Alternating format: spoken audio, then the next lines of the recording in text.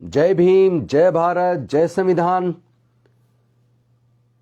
जय सावित्रीबाई फूले, जय माता रमाबाई, जय वीरांगना झलकारी बाई और जय हो अहिल्याबाई होलकर जी की और माता जिजाऊ जी की।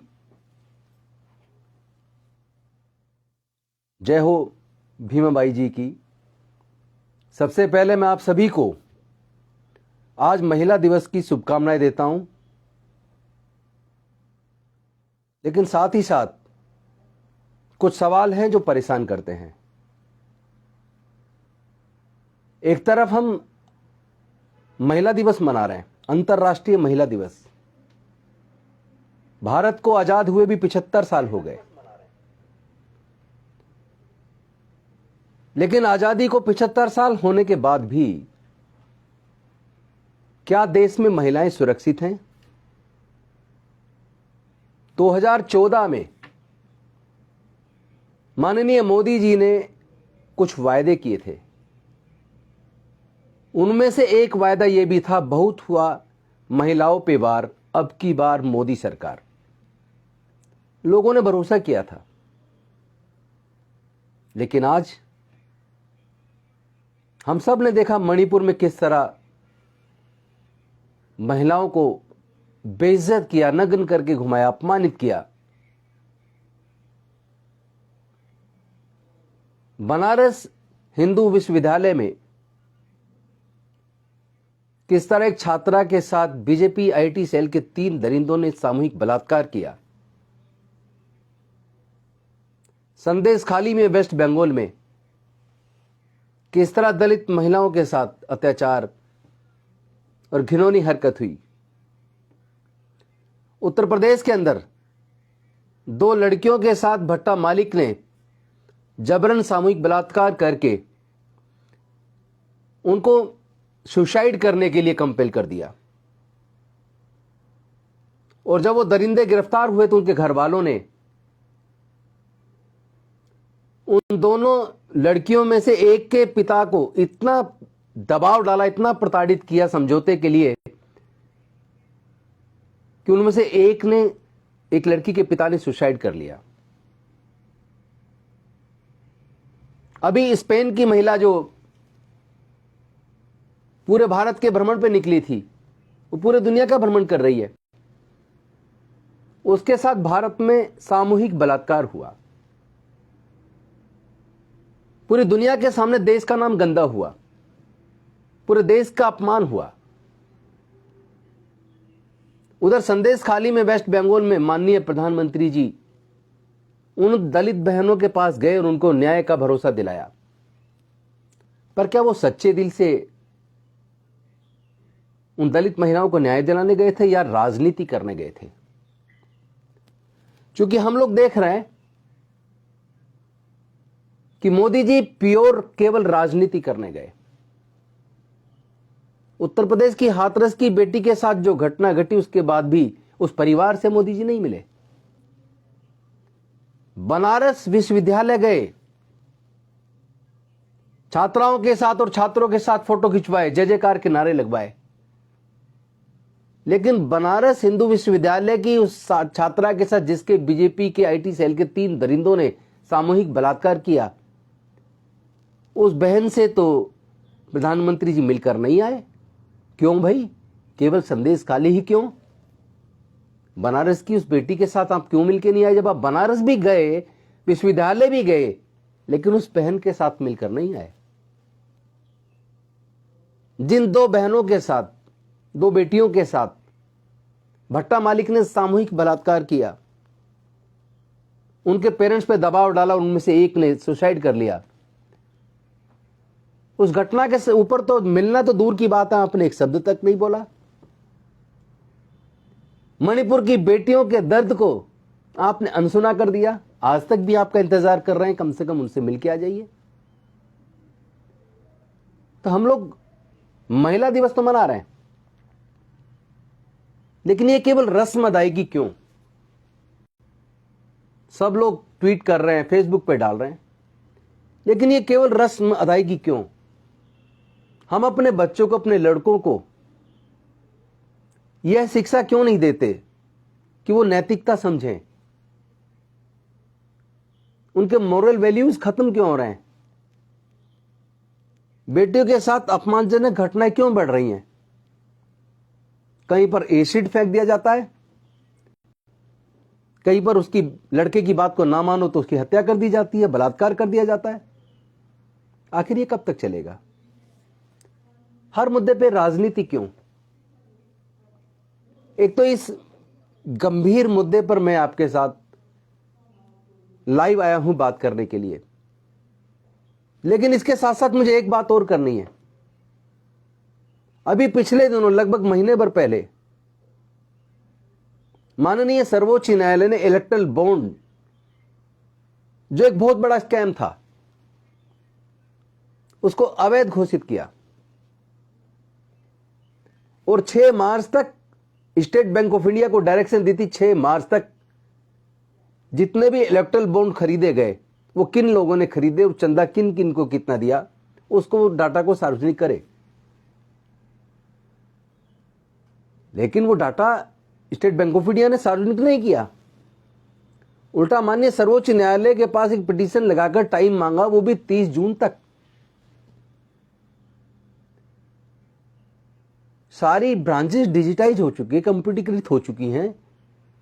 एक क्लिक दबाते ही सारा डाटा निकल के आ जाता है। करोड़ों मैसेज एसबीआई रोज अपने ग्राहकों को भेजती है।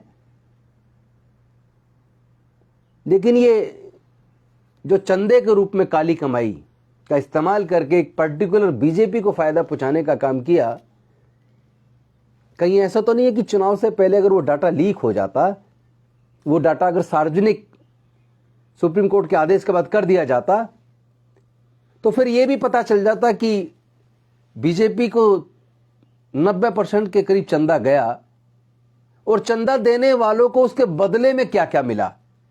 देश के कितने लाखों करोड़ के सार्वजनिक उपक्रम उनके हाथों में चले गए, कितने सरकारी ठेके उनको मिले। कहीं ऐसा तो नहीं नोट के बदले में कुछ उनको दिया गया हो, सरकारी ठेके दिए गए हों, लाखों करोड़ के ठेके दिए गए हों। क्या इसकी जांच सीबीआई करेगी? उसमें हवाला का भी पैसे का इस्तेमाल हुआ होगा, क्या उसकी जांच ईडी करेगी? क्या इनकम टैक्स ऐसे मुद्दों की जांच करेगी? या ये CBI, enforcement directorate, income tax, police, इन सब सरकारी संस्थानों का भारतीय जनता पार्टी विपक्ष के लिए उनको दबाव डालने के लिए इस्तेमाल कर रही है, उन पर दबाव डालकर उनको अपनी पार्टी में शामिल करने के लिए इस्तेमाल करती है। याद होगा आपको 2010-11 में 12-13 तक भी आपने 3 मुद्दों का बड़ा जिक्र सुना होगा। 2G स्पेक्ट्रम घोटाला, कोल ब्लॉक घोटाला, कॉमनवेल्थ गेम्स घोटाला। उसके बाद 2014 में तो भारतीय जनता पार्टी की सरकार बन गई, माननीय नरेंद्र मोदी प्रधानमंत्री, यशस्वी प्रधानमंत्री बन गए। क्या हुआ उन 3 घोटालों का? किसी को भी सजा क्यों नहीं मिल पाई? ऐसा तो नहीं कि कहीं वो केवल 2014 का चुनाव जीतने के लिए मुद्दे बनाए गए हों। वो विनोद राय कहां हैं? उनकी चुप्पी कब तक रहेगी? क्या वो बीजेपी के लिए काम कर रहे थे? और वो अन्ना हजारे जी कहां हैं? वो तो छोटी छोटी बात पे धरने पे बैठ जाया करते थे। काले धन को वापस लाने के ऊपर कितना बोले थे, लेकिन आज काला धन वापस आने के लिए दुगना हो गया, लेकिन अन्ना हजारे जी चुप है। कहां सोए में? कौन सी नींद में सोए? कुंभकर्ण की नींद में? अरे न्याय के लिए लड़ना है तो खुल के लड़ो, किसी एक पार्टी को मदद करने के लिए मत लड़ो। देश को बचाने के लिए लड़ो, देश के संविधान को बचाने के लिए लड़ो, देश के प्रजातंत्र को बचाने के लिए लड़ो, बहनों की अस्मिता बचाने के लिए लड़ो। आप तो मुद्दे बनाते ही किसी पॉलिटिकल पार्टी को फायदा पहुंचाने के लिए है। आज चुप्पी, एकदम चुप्पी साध रखी है। क्या सारे मुद्दे समाधान हो गए? क्या हुआ लोकपाल का? क्या भारतीय जनता पार्टी के एक भी मंत्री, एक भी सांसद, एक भी एमएलए के खिलाफ जांच हुई? या सारी जांचें विपक्ष को तोड़ने के लिए, एमएलए को खरीदने के लिए, सांसदों को खरीदने के लिए इस्तेमाल की जा रही हैं? और ऊपर से ईवीएम घोटाला, ईवीएम के द्वारा लोगों की वोट की चोरी हो रही है। पूरे देश के लोग ईवीएम के खिलाफ आवाज उठा रहे हैं, लेकिन आपने चुप्पी साध रखी है। इलेक्शन कमीशन क्या टूल बन गया है? क्या election commission Bharatiya Janata party के लिए काम कर रहा है? वो इलेक्शन कमीशन जिसकी मशीनें, जिनकी गाड़ियां मशीनों को लेकर, ईवीएम को लेकर जगह जगह जाकर डेमोन्स्ट्रेट करके कह रही है कि ये इन पे भरोसा करो, ये ठीक है, और उसी के ऊपर एक पट्टी पे लिखा हुआ है मोदी सरकार की गारंटी। तो क्या ये भारत का निर्वाचन आयोग मोदी जी के लिए काम कर रहा है? क्या भारत का निर्वाचन आयोग भारतीय जनता पार्टी को जिताने के लिए काम कर रहा है? ऐसे में माता रमाबाई जी, माता सावित्रीबाई फूले जी, अहिल्याबाई होलकर जी, झलकारी बाई जी, फूलन देवी जी, बहन मायावती जी, ऐसे लोगों को सैल्यूट करने को मन करता है। इंदिरा गांधी जी, ऐसे लोगों को सैल्यूट करने को मन करता है। इन लोगों ने इतिहास लिखा है। माता जिजाऊ, इन लोगों ने इतिहास लिखा है। आज महिला दिवस के अवसर पर न केवल मैं सबको शुभकामनाएं देता हूं, बल्कि साथ ही साथ ये निवेदन करना चाहता हूं, जागो दोस्तों जागो। ये लड़ाई किसी एक पार्टी को जिताने की नहीं होनी चाहिए, ये लड़ाई किसी एक पार्टी को हराने की भी नहीं होनी चाहिए।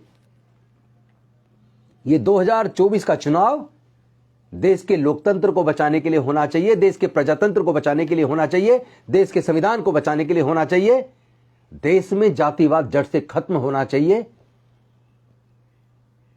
और इसके साथ साथ निर्वाचन आयोग इलेक्शन बैलेट पेपर से कराए।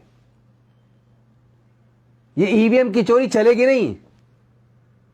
अगर देश के इलेक्शन कमीशन ने भारतीय जनता पार्टी को जिताने के लिए ईवीएम में गड़बड़ करके इसको फिर से दोहराने का काम किया, तो देश की जनता जवाब देगी। और मैं माननीय सर्वोच्च न्यायालय से हाथ जोड़ के निवेदन करता हूं, इलेक्ट्रॉनिक बॉन्ड के पूरे डाटा को सार्वजनिक करने का जो आपने आदेश दिया था, उसको लागू करवाइए। एसबीआई की इतनी हिम्मत क्यों है? किसके इशारे पे एसबीआई वो डाटा सार्वजनिक नहीं कर रहा है? बीजेपी को चुनाव में फायदा पहुंचाना चाहते हैं क्या? इस लोकतंत्र को बचाने की आस केवल सर्वोच्च न्यायालय से लगी है लोगों को। पूरा देश सर्वोच्च न्यायालय की तरफ देख रहा है। माननीय मुख्य न्यायाधीश जी एंड अदर कंपेनियन जजेस, please I urge you, I request you कि अपने उस आदेश की तो कम से कम इज्जत रखवाइए। एसबीआई के चीफ मैनेजिंग डायरेक्टर और डायरेक्टर्स या जो भी अधिकारी हैं उनको बुलाइए, उनको सिर्फ 3 दिन का टाइम दीजिए। 3 दिन में अगर ना दें, सार्वजनिक ना करें डाटा इलेक्ट्रल बॉन्ड का, तो उनको जेल में डालिए, उनके खिलाफ कंटेम्प्ट ऑफ कोर्ट कीजिए। तो देश के लोकतंत्र की भी बहाली होगी, देश के संविधान को भी बचाने में मदद मिलेगी, और जो कोर्ट के ऊपर लोगों का भरोसा बनना फिर से शुरू हुआ है, वो भरोसा भी बनेगा। बहुत बहुत धन्यवाद साथियों। जय भीम, जय संविधान, जय भारत, जोहार।